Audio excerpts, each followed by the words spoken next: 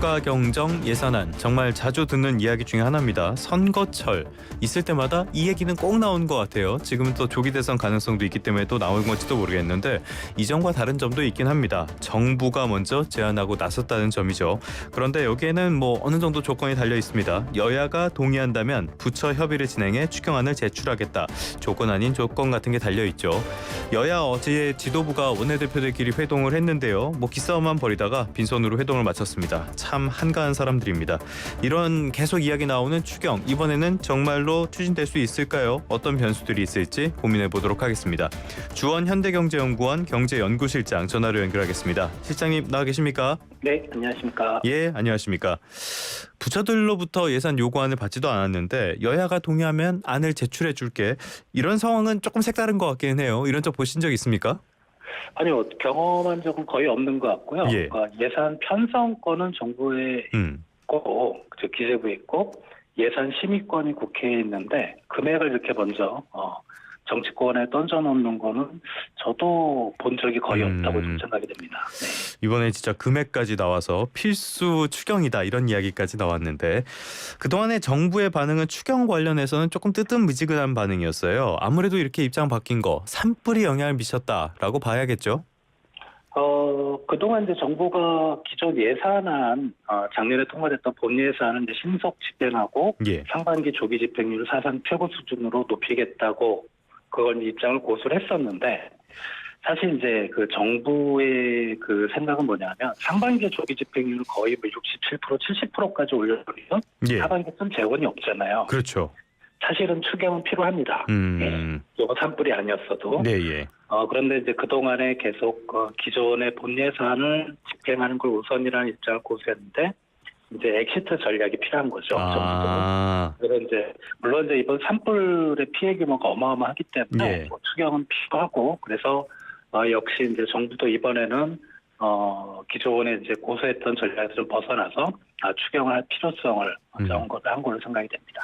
그러니까 어차피 필요했던 추경이고 여기에다 산불이 어느 정도 방아쇠가 됐다라고도 볼 수가 있겠는데 산불 이야기 조금만 하고 추경으로 다시 가도록 하겠습니다. 이번 피해가 굉장히 클 것 같아요. 수조 원에 달한다는 부석도 나오고 있죠? 이게 이제 피해 규모가 2022년에 울진하고 삼척 산불이 한 9천억 정도 나왔었는데 예. 이게 역대 최대였거든요. 그렇죠. 근데 지금 추정치에 하면 그때 그 산불로 피해 면적이 요번에가 한 3배 정도 된다고 합니다. 그럼 대략적으로 곱하기 3을 하면 한 3조 정도는 그렇네요. 예상이 되기 때문에 예. 사실 지금 우리 산불 피해 규모가 추경을 반드시 해야만 되는 이제 그런 상황인 걸로 판단이 됩니다. 피해 규모를 3조 원 정도로 가정을 해본다면은 이게 우리나라 내수 부진, 경기 상황 이런 데에도 만만치 않은 영향 미치겠어요? 예, 우리나라 GDP가 한 2천조 가까이 되니까요. 예. 3조가 퍼센트는 얼마 안 되지만 우리가 경제 성장률 우리가 얘기할 때는 그렇죠. 예. 불과 1%, 2%잖아요. 그죠? 네네. 그러니까 상당히 이 부분에 대해서는 재난복구에 대한 지원이 필요한 거고 또 그 자체의 피해보다는 영남 지역의 소비심리 자체가 확 위축될 수가 있고요. 그리고 이게 산불이 우리가 산에만 피해가 있는 게 아니고 주택도 전소가 되고 관련된 도로, 상하수도, 전력 인프라도 같이 망가져 있는 상황이기 때문에 예. 만약에 이를 복구를 안 한다면 국가 공급망 자체가 흔들릴 가능성이 있거든요. 그래서 이번에는 반드시 추경은 좀 필요하다고 생각이 됩니다. 인프라 복구까지. 이런 것들이 물가에 영향을 미칠 가능성은 없습니까?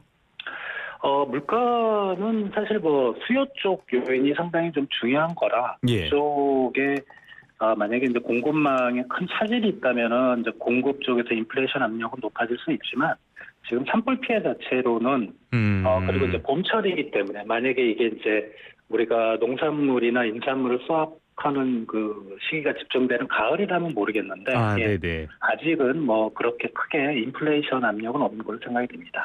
알겠습니다. 어찌됐든 추경은 반드시 필요한 시점.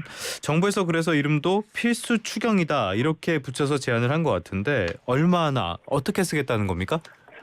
10조 원 규모를 먼저 좀 던져놨고요. 정치권에다가 좀 이례적이긴 한데 일단 산불 피해 복구가 가장 좀 핵심인 것 같고 그다음에 이제 이번에 이제 아마 오늘 내일 뭐 모레에 걸쳐서 이제 상호관세가 발표될 텐데 예. 거기에 대한 이제 기업들에 대한 지원 그리고 AI 산업 지원 그리고 최근에 이제 체감 경기가 상당히 안 좋다 보니까 서민 소상공인에 대한 지원 이런 쪽으로 뭐 구체적으로 금액을 제시한 건 아니고 분야는 그 정도로 좀 필수적인 거를 예시를 해놓고 있습니다.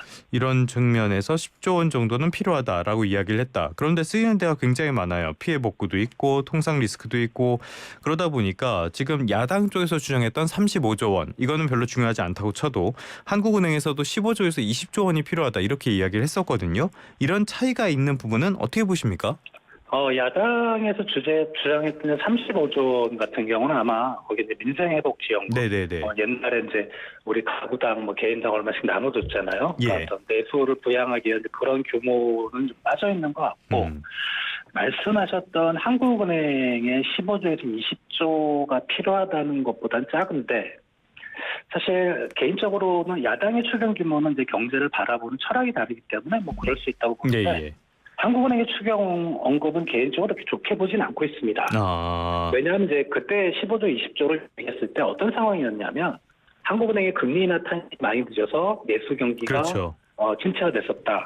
그래서 그 비난이 막 쏟아질 때였거든요. 한국은행이 그런 비판을 시장의 비판을 정부 쪽으로 돌리는 그런 느낌이 받았었기 때문에 한국은행의 15조, 20조는 정말 심각하게 고민해보고 던져놓은 금액인지 저는 개인적으로 상당히 좀 부정적으로 보고 있습니다. 알겠습니다. 무슨 말씀인지 알 것 같아요. 한국은행 쪽에 쏟아지는 비난을 피하기 위한 어떤 방안이 되지 않았을까 의심해볼 부분은 충분히 있는 것 같고요. 그런데 어찌됐든 간에 10조 원이라는 규모에 대해서 의문점, 물음표를 제기하는 이야기는 계속 나오는 것 같아요. 특히 앞서서 실장님께서도 말씀을 해주셨지만 트럼프의 관세 발표가 곧 나올 예정이고요. 간밤에도 뭐 별의별 소리도 다 했는데 이런 상황에서 이 정도로 대응 가능하냐 이전 지적이 나올 법도 하거든요. 이 부분은 어떻게 보십니까? 이제 상호관세는 사실 아직 확정은 된 거는 아니라 뭐 대략 나오는 얘기는 있지만 그리고 이제 트럼프가 어젯밤에 한 얘기를 들어보면 상호관세 발표되고 나서 국가별로 협의를 할 수 있다 그랬거든요. 그래서 아직 우리나라 어떤 산업에 집중적으로 공격이 집중될지는 이제 판단하기는 어렵기 때문에 말씀하신 대로 규모는 10조 가지고는 좀 어렵다고 10조 안에서 어떻게 해결하기는 어렵다고 생각이 되고요. 근데 이제 그 정부에서 제시한 거는 느낌은 그래요. 제가 받은 느낌은 1차 추경 정도 그냥 시급한 여야가 뭐 이견이 없는 그런 거에 대해서 1차를 하고 만약에 모자르면 2차를 또 하겠다. 그런 의미로 저는 좀 받아들이고 있습니다. 그러니까 산불부터 급한 것부터 이걸로 합시다. 뭐 이런 느낌 정도로 보면 될까요, 이거는? 예, 그렇습니다. 알겠습니다.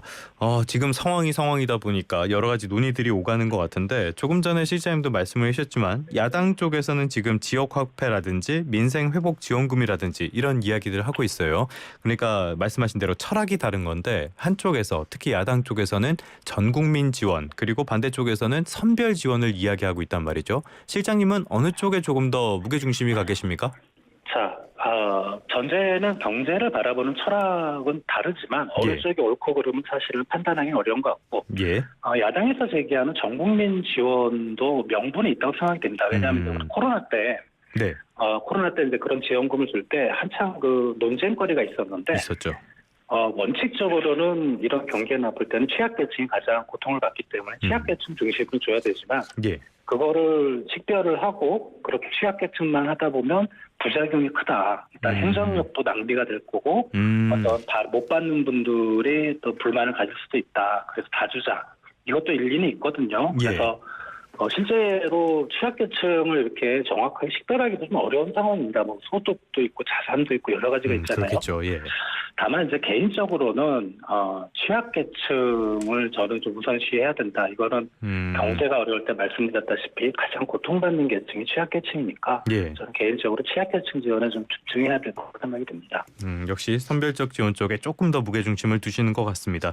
자, 골든타임 이야기가 나오더라고요. 하려면 빨리 하자. 같은 돈을 투입해도 투입 시기가 중요하다. 이런 이야기가 나오는 건데 뭐가 어떻게 달라진다는 겁니까?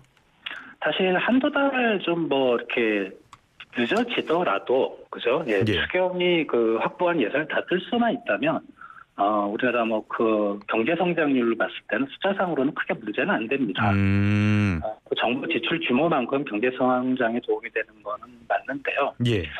이게 추경의 효과가 극대화되는 시기가 있습니다. 이게 뭐냐면 예를 들어 경기가 우리 보통 경기가 나쁠 때 추경을 쓰잖아요. 예.